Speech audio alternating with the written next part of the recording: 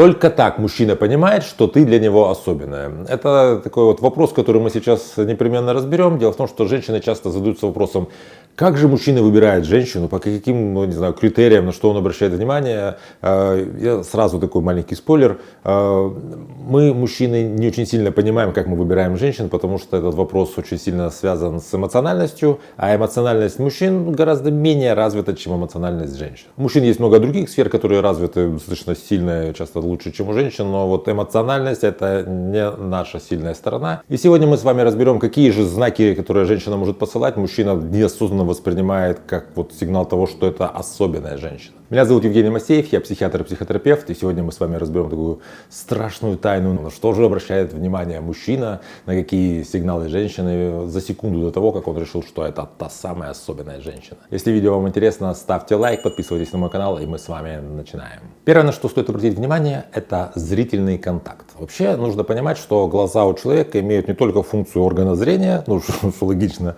но еще и сигнальную функцию. Наши далекие предки были достаточно социальными еще в те времена, когда речь еще не была развита, и глаза использовались для передачи сигналов. Скажем, когда, например, группа людей шла на охоту, то глазами не подавали сигналы, чтобы согласовать какую-то свою там деятельность, ну и вообще использовали взгляд для передачи сигнала. Если вы обращали внимание, у большинства животных белок, ну склера, вот эта белая часть глаза, она скрыта, чтобы не демаскировать животное, потому что, ну для чего, в любом случае животному постоянно было бы неплохо быть менее заметным.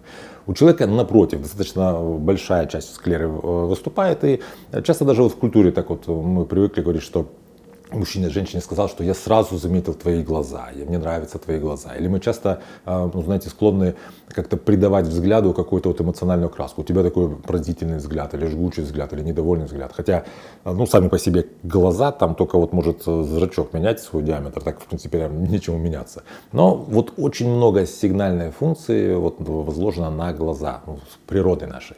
Соответственно, в нашей культуре пристальным взглядом считается взгляд 3 секунды или больше, ну, который не прерывается отведением взгляда или морганием. И такой взгляд, если это 2 мужчины или 2 женщины, воспринимается, как правило, как признак агрессии. Но если это пристальный взгляд, ну, женщина смотрит мужчине в глаза или мужчина женщине, это воспринимается, ну, как такая агрессия, но уже с контекстом такой, знаете, вот здоровой, как бы такой вот сексуальной либидинозной агрессии. То есть я проявляю к тебе какой-то интерес, я вот на тебя смотрю, я как будто бы хочу сближаться. Соответственно, когда женщина смотрит на мужчину взглядом пристальным, ну или хотя бы длительным, то есть там пускай не все 3 секунды, а хотя бы там 1,5-2 секунды, но вот мужчина замечает, что женщина на него смотрит, то он в этот момент понимает он это, не понимает, как-то он это трактует, не трактует, это все на эволюционном таком вот уровне, он начинает воспринимать ее как значимого человека, как женщину, которая подает ему сигнал. Опять же, мужчина это воспринимает как вот эта особенная женщина, которая вот меня видит, она меня заметила. Значит, мне точно стоит с ней сближаться, потому что, ну, это какой-то такой вот верный вариант коммуникации. Она уже на меня смотрит, она меня заметила, нужно идти к ней. Второй сигнал, на который мужчина неосознанно обращает внимание, это когда женщина находится рядом с ним, иногда его касается, то есть вот какое-то вроде бы стремление физически сближаться. Опять же, социальные нормы не считают вот такое поведение каким-то физическим сближением. Тут вообще нет ничего такого. Мужчина может вообще об этом никак и не думать, потому что, предположим, он увлечен каким-то разговором. Но если, скажем, какая-то вечеринка, и вы, ну, время от времени появляетесь рядом с ним, иногда вы касаетесь его, или, скажем, ваш контакт может быть через стакан, вы подаете ему стакан, или берете у него что-то, то вот здесь срабатывает архаическое мышление, такое вот магическое, что если я кого-то касаюсь, то мы становимся, ну, как будто бы, ну, в чем-то похожими. Так работает, ну, такое древнее прилогическое мышление. Соответственно, если женщина находится рядом с мужчиной, если женщина мужчину как-то касается, как правило, вещи, которые мы касаемся, они, ну, это опять же вот магическое мышление, становятся как бы нашими. Это мышление, которое закладывается у всех у нас в детстве. То есть в детстве, когда ребенок взял свою игрушку, вот это моя игрушка. То есть мужчина может вообще об этом как бы осознанно не думать и осознанно никак не замечать, но сам факт того, что женщина находится достаточно часто рядом с ним, то, что у мужчины с этой женщиной был какой-то контакт, пускай даже через какие-то вещи, уже делает ее для него особенной. Третья вещь, на которую стоит обратить внимание, это улыбки, смех, вообще мимика женщины.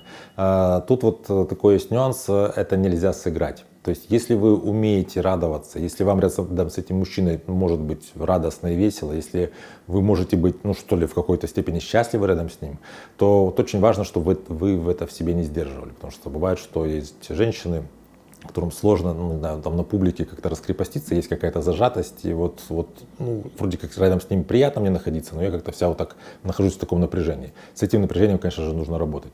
Когда мужчина видит рядом с собой такую радостную женщину, которая так искренне радуется, когда он слышит такой, знаете, громкий такой горловой смех, когда расслаблены мышцы гортани, когда это такой, может быть, не супер громкий, но он такой вот естественный, какой-то живой. Это не такой зажатый смех, такой хи-хи-хи-хи-хи, вот как какая-то мышь смеется, а вот такой вот открытый чистый смех, то это мужчину очень сильно заводит, потому что, ну, это чем-то похоже на копулятивную вокализацию, это те звуки, которые женщина издает во время секса. Но с другой стороны, когда мужчина находится рядом с эмоционально раскрытой, радостной женщиной, он прикасается к ее ресурсу вот этой вот радости, потому что, как я уже говорил, у нас у мужчин эмоциональность развита меньше, чем у женщин. У женщин она начинает раньше развиваться в подростковом периоде, ну и у мужчин чуть позже, и никогда, так сказать, мы женщин не догоняем. Так вот, находиться рядом с эмоционально раскрытой женщиной, с такой вот радующейся женщиной, для мужчины, в принципе, это как будто бы немножко получать от нее эту радость. Это такая вещь, которая, ну, просто бесценна для любого мужчины.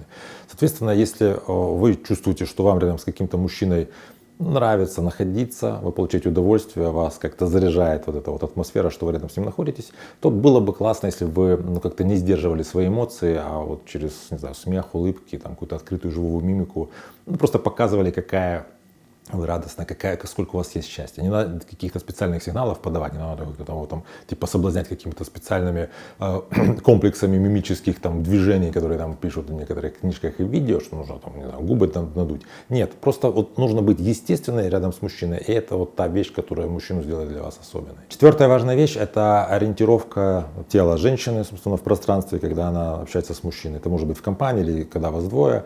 Грубо говоря, это вы стоите вот прямо в открытой позе, направлены на него, или, скажем, там, в четверть оборота как-то, или, не знаю, там вообще из-за спины там отглядываетесь. Можно по-разному находиться. Этим занимается специальная, так сказать, наука этология, которая изучает поведение человека и разгадывает, какие символы неосознанно человек подает своими движениями, своим невербальным языком. Тут вот какая штука.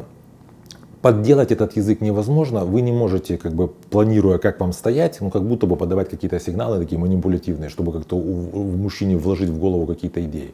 Но вы можете себя замечать. Если, предположим, вы понимаете, что мне этот мужчина интересен, мне с ним ну как-то классно, рядом с ним есть много такого задора, какой-то энергии, но вот я замечаю, что я постоянно стою как-то вот так в четверть оборота, или я отхожу постоянно, когда он подходит, или я беру какой-то предмет, там, не знаю, сумочку, еще что-то, как-то я прикрываюсь.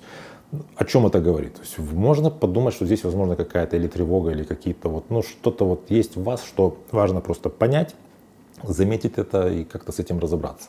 Ну, а, собственно, в взаимоотношениях с мужчиной очень важно вот это вот, знаете, такое качание, какая-то вибрация, когда то ближе, то дальше, то ближе, то дальше. Это вообще характерно для начала любых отношений. Это как, знаете, когда художник вот делает набросок, как правило, они делают такие, знаете, вот штришки. Он не делает одно движение, он делает штришки и смотрит, что у него получается. То же самое здесь. Вы как бы показываете, что вы сближаете, чувствуете, что с вас происходит. Если вам слишком много, слишком горячо, вы немножко, как бы, так сказать, прикручиваете, потом немножко откручиваете. То есть это вопрос такого творческого танца в построениях отношений. Ну и, соответственно, мужчина, конечно, такие вещи просто прочувствует, не то что замечает, а прочувствует, и вы для него будете очень особенной в такой ситуации. Пятая вещь, такой просто суперсекрет, что мужчина чувствует, что женщина особенная, если женщина его слушает.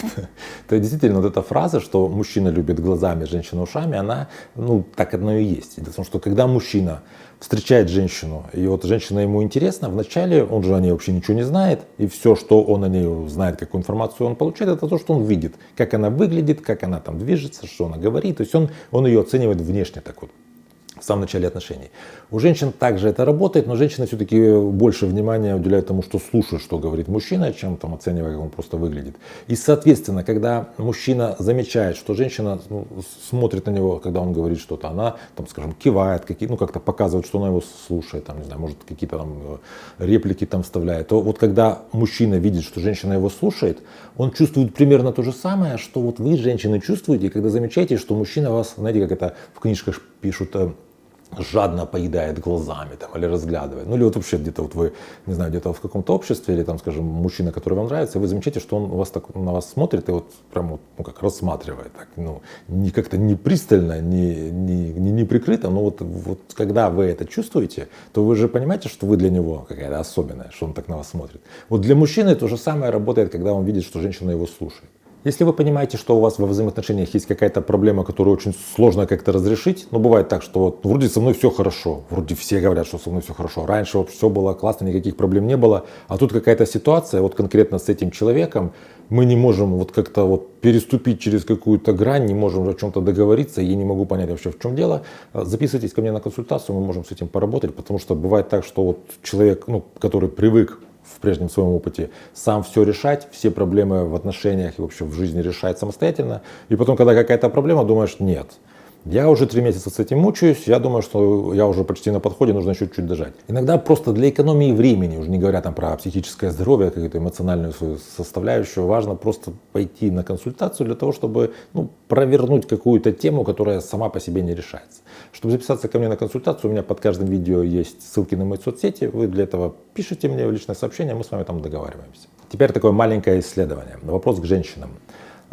Была ли у вас такая ситуация, что вы замечали, что по какому-то вот вашему действию, по каким-то вашим сигналам мужчина прямо начинает считать вас особенной? Если у вас был такой опыт, пожалуйста, поделитесь им в комментариях, потому что это будет очень интересно. Такое будет полевое исследование, собственно, каким образом на практике женщины как-то делают так, что мужчины замечают их и считают особенными. Это было бы очень интересно. Если вам это видео понравилось, обязательно поставьте лайк, я буду вам благодарен. Подписывайтесь на мой канал, чтобы не потерять меня. Берегите себя и своих близких, и до встречи в следующих выпусках.